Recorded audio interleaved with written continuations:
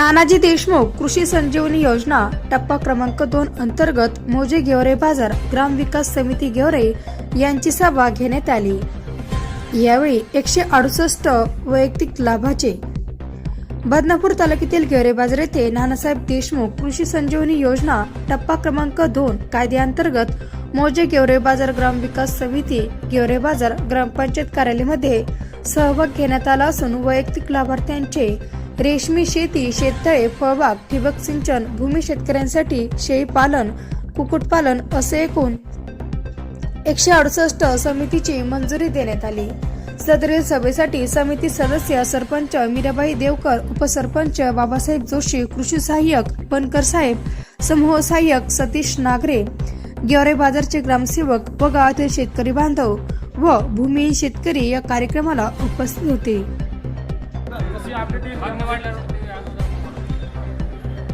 वैयक्तिक शेतकरी चालू आहे 75,000 अनुदानाप्रमाणे सामूहिक शेतकऱ्याचं चालू होण्याची शक्यता आपण आराखड्यामध्ये की आपण गावाचा आराखडा बनवला आहे।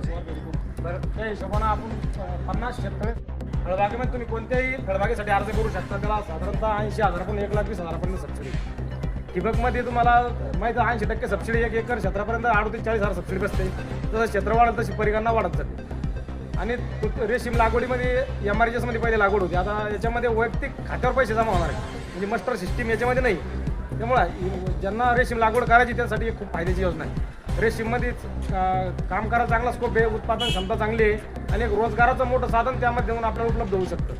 आणि जे राहिलेले शेतकरी भूमिहीनमध्ये, तर भूमिहीनमध्ये शेळी पालन आणि कोंबडी पालन हे 2 टॅप सध्या चालू आहे। शेळी पालनमध्ये तुम्हाला 5+1 10+1 असं 5 शेळ्या आणि 1 बोकडाची त्यात सिस्टम आहे। 6-7 हजार रुपये प्रति नग, 10,000 बोकडाचे 10+1 आणि 5+1 2 10+1 घेता येईल किंवा मग 5+1 घेता येईल। त्या भूमीसाठी तुम्हाला भूमिहीन शेतकऱ्याचं प्रमाणपत्र आणि त्यांच्या कुटुंबात राशनमध्ये त्याच्याकडे 7-12 नसला पाहिजे, त्यांच्याकडे जमीन नसावी। भूमिहीन शेतकऱ्यासाठी ह्या 2 गोष्टी महत्त्वाच्या चालू आहे।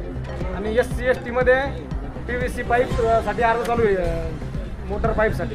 जनरलसाठी अजून ते चालू नाही झालं, टॅप ओपन झाल्यावर तुम्हाला सगळ्याला कळवणार मोटर संच आणि PVC पाईप त्या 2 गोष्टी त्यांच्यासाठी चालू आहे।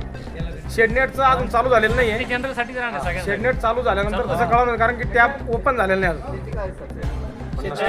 शेडनेटची पहिल्या टप्प्यामध्ये 80% सबसिडी होती।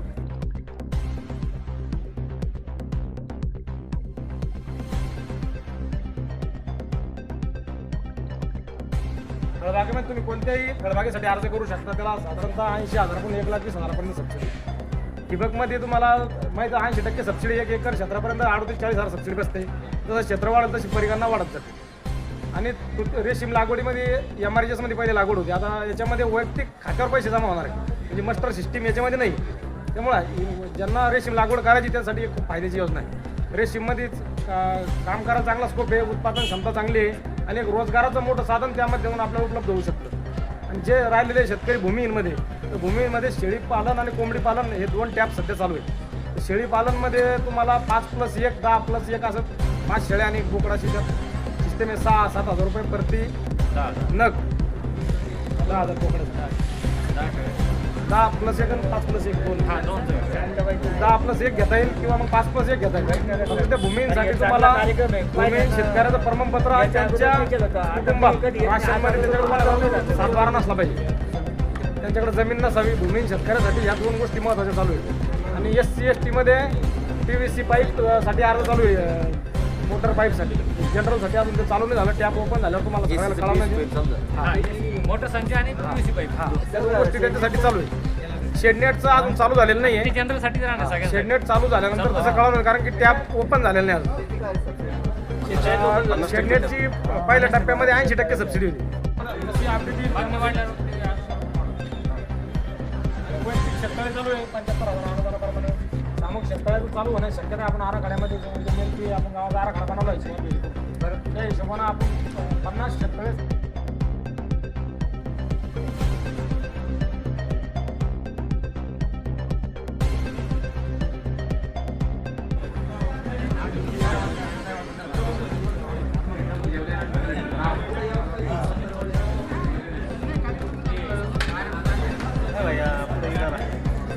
Nah.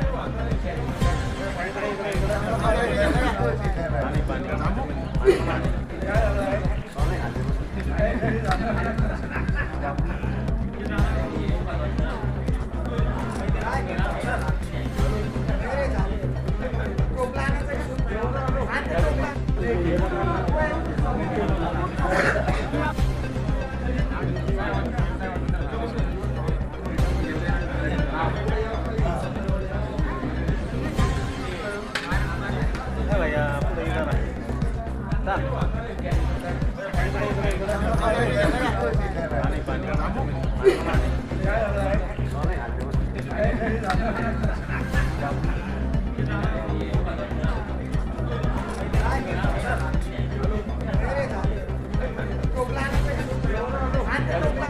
you.